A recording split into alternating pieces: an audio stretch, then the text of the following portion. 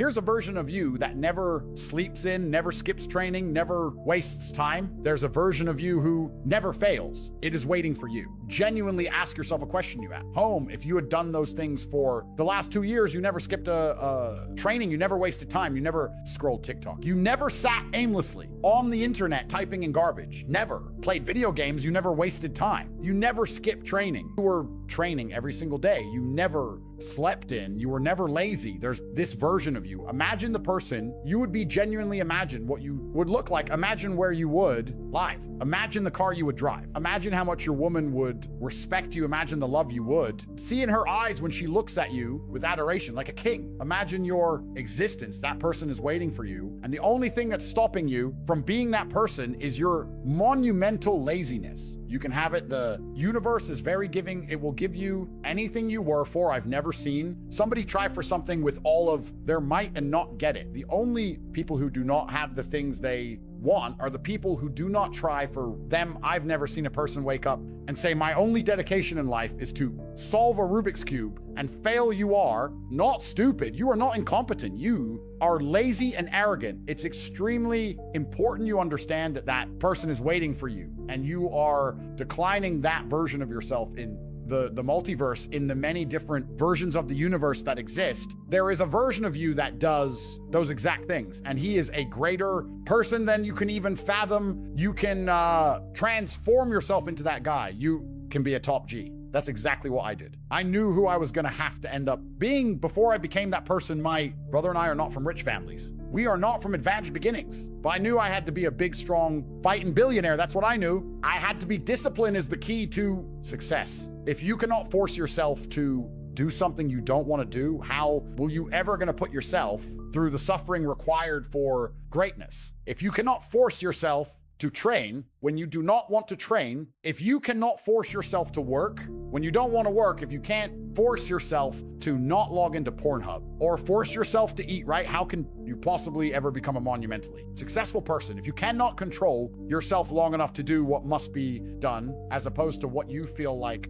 doing, the only people who get to live their lives based on how they feel are women and children. Children can cry because they feel like crying, as can a woman. A woman can start an argument because she feels like arguing, as can a child. A man must do what he is supposed to do, irregardless of how he feels. That is the key component to masculinity, is discipline. If you do not have the discipline to dedicate yourself to anything, you are going to fail and be crushed by the people who can. If you only go to the gym when you feel like going to the gym, you're never going to be as strong as the people who go to the gym when they don't feel like going to the gym. That is a reality of life. So I train every single day. I've actually heard from some people saying you overtrain, and I explained to them, one, I don't believe in rest. I'm not you. I'm not underscore, and I'm not broke like you are. Mr. Fitness Trainer standing around the gym teaching people $50 an hour. I don't need to listen to you. Secondly, I don't train because I want to get bigger. I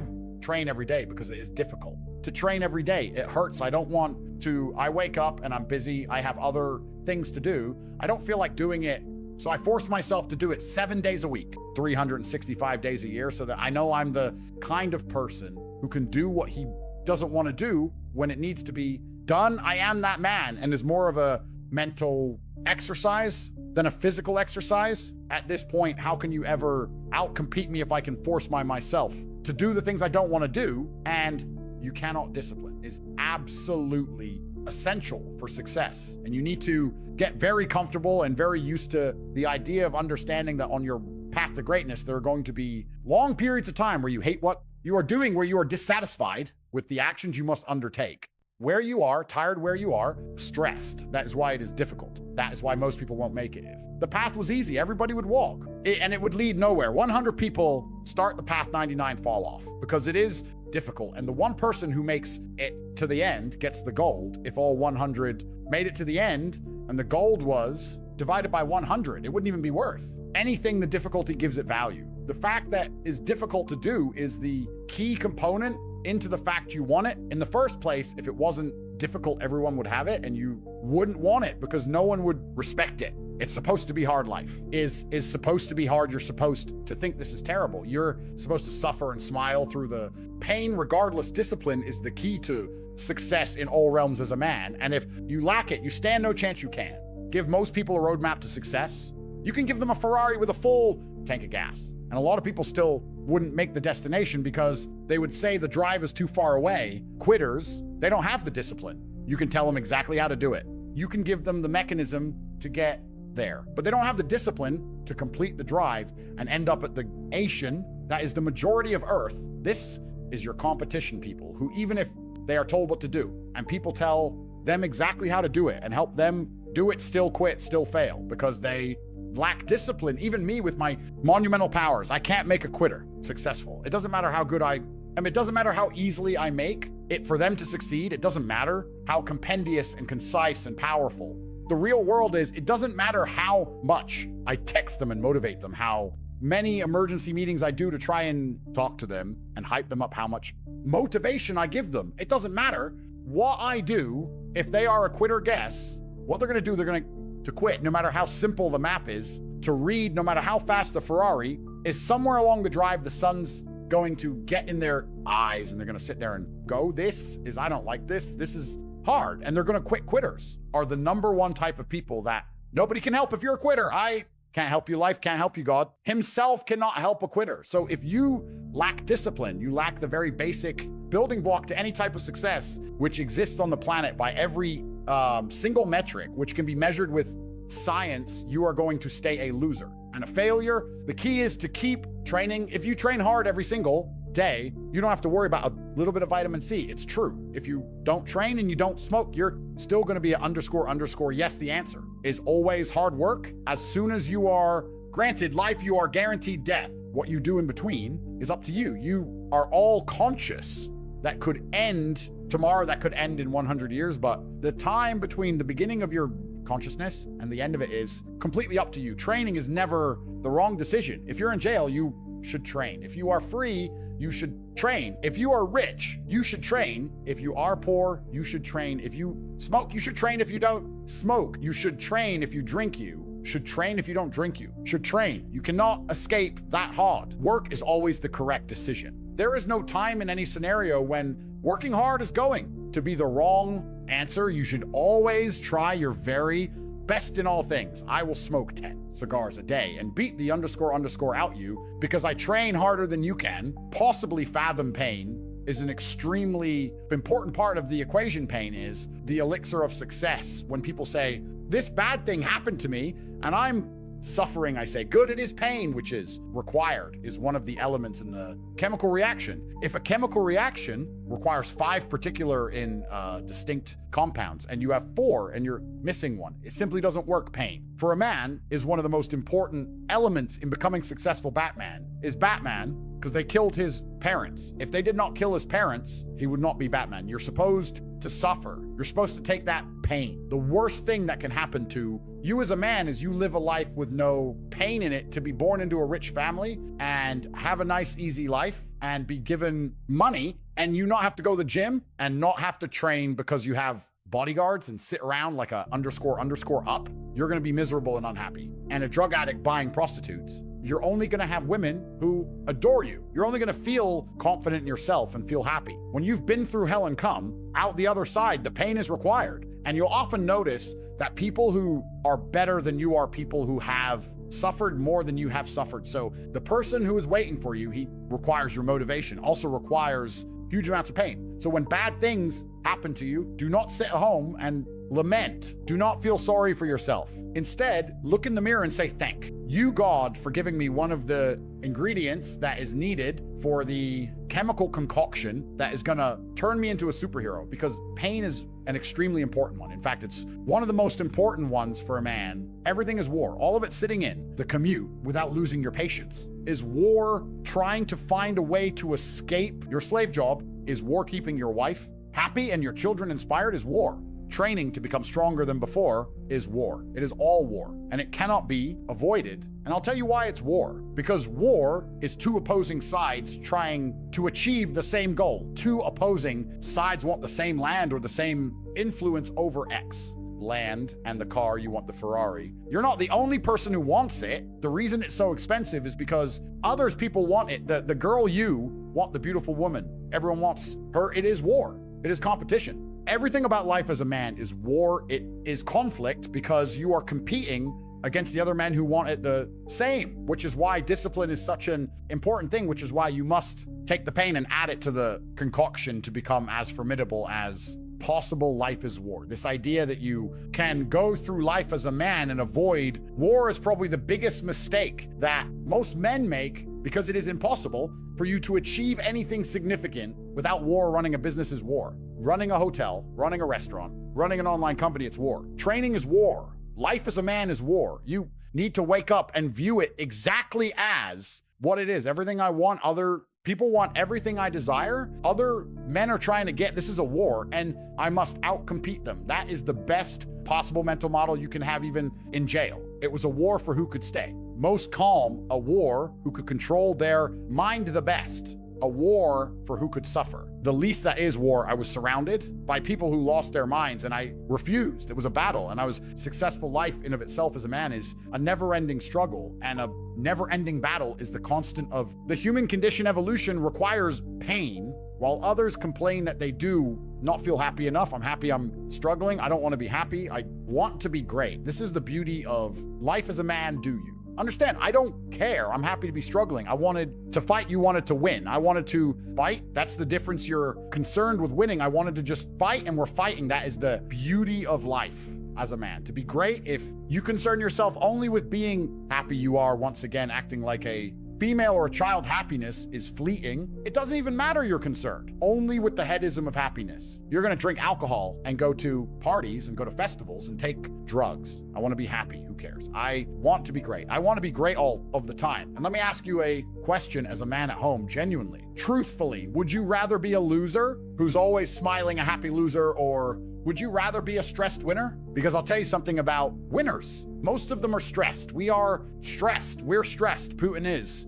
stressed genas. Khan was stressed when his messenger turned up after a 4-week ride with updates from the battlefront of Iran. I'm sure he was stressed by what he read. Even if it was very good, even if it all looked fantastic, he started to feel stressed. Okay, well, now maybe I need to go to Iran. How long is it gonna take me to get there? Maybe we need to send more horses. Maybe we need to colonize Iran. He felt stressed because the beauty of life is a manage to be great. So you have to sit here and ask yourself, do you want to be a happy loser? That's insignificant. Nobody knows you exist. Women don't respect you. Men don't respect you. Nobody cares if you live or die, but you get to smile all the time. Or do you want to be one of the most important people on the planet with a little bit of stress? I am brilliant because I've decided to be brilliant. And if I had to sacrifice happiness to be brilliant, then that's fine. You know what?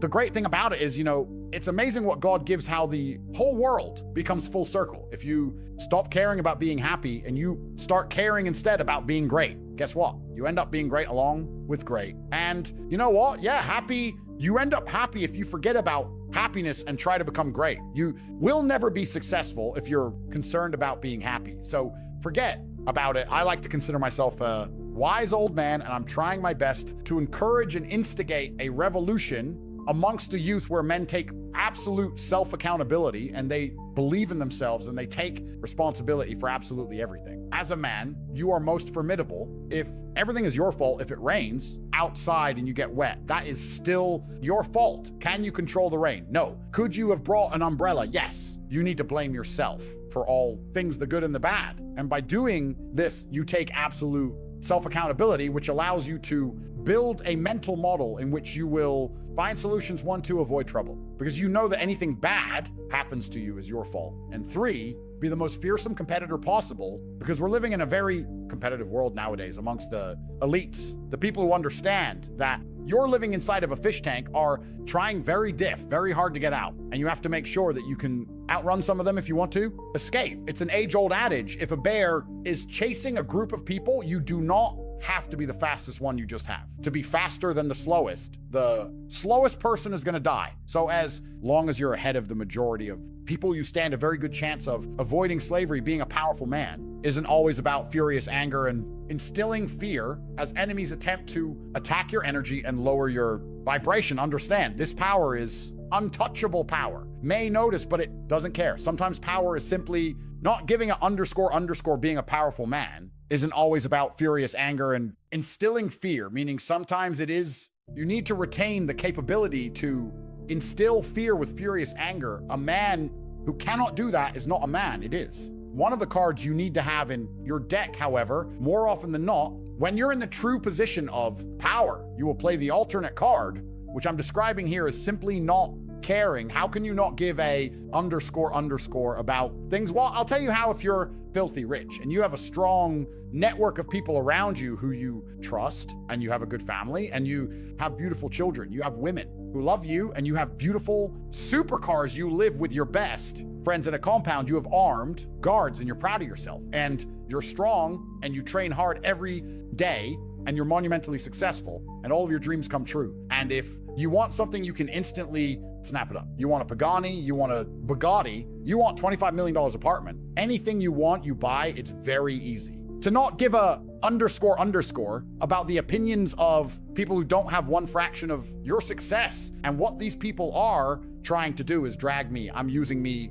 as an example, but we can also use it for you. When you have true power, they're trying to drag you down. They're not trying to elevate themselves. They're trying to drag you down, which is a very different thing, because it's amazing how God rewards those who are trying to build and create and elevate, and how it punishes those who are simply trying to destroy and be spiteful and negative. And these people are going to dedicate hours and hours and millions of hours of their life towards a certain cause to try and drag people down who they cannot offend, because they're already too powerful and too large, and they're wasting their own human experience, and they're not progressing or advancing themselves in. Anyway, they will stay brokies, and we will stay rich forever. So the lesson here is that you need to get to a position where ignoring people is a move in which you're guaranteed success. You can ignore people completely and they are benefiting you. And that comes from a position of power. And I think a lot of you at home right now, you may not be in our position, but if you're already working hard, you're already going to the gym, you're already training, you make sure that you're getting as much muscles as possible, as much money as possible. You're dedicated, you don't sleep in you. Don't waste your time. You don't smoke weed. You don't play video games. You're focused on trying to become fantastic. As a person, you can just ignore that girl who broke your heart or cheated on you, just ignore her. The most powerful move you can make is ignore her. Yeah. You could yell at her. Yeah, you could try and make her scared to you, blah, blah, blah, right? That's not gonna work. A powerful move is just to completely ignore her, because you're on your ascent. She is likely on her descent. She likely has no intention of improving herself, no intention becoming richer, no intention of becoming better looking. Time is against her. As she gets older, she's gonna lose her looks. You're gonna continue your ascent, and she's going to have to watch you for the rest of her life be the man that she could have been. With that, she's no longer good enough.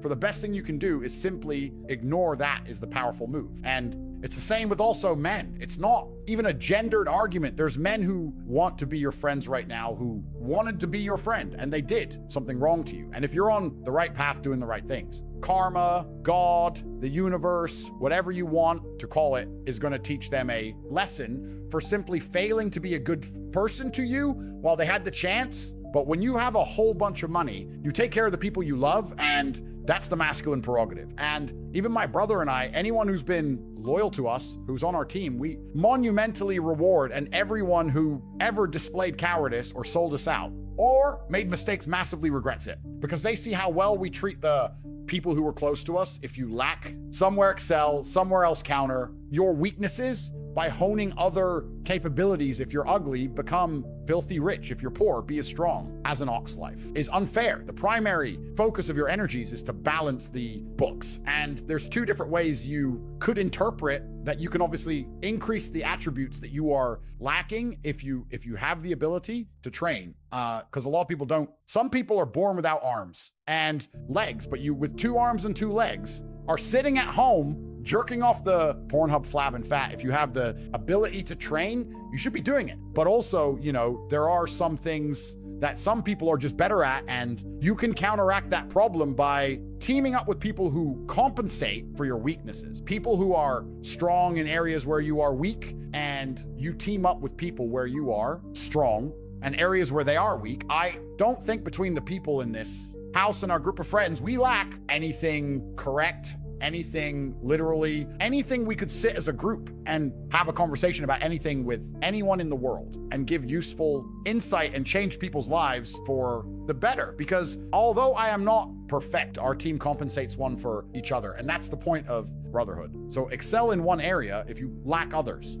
People say to me, Andrew, I'm short. What do I do? I'm short, okay? God made you short. Fine, good doesn't matter. You can't change it. What you can do is become as strong as an ox and become filthy rich and monumentally important and extremely influential. You can do that. People say I'm poor. You should be strong. Oh, I'm strong, but I don't have any money. Okay, then teach others to be strong. Yes, there's always a way you can take your advantages and use them. And by teaming up with other men, other people, you can build a team in which there are no weaknesses. So if you have a disadvantage, you also have somewhere God has given you a distinct advantage over others, and it is your duty to excel in that realm. It is your duty to become so monumentally influential and powerful within that specific CR criteria in which you have the capability to be brilliant, that your weaknesses no longer appear because they can be simply overshadowed by your network or shadowed by your absolute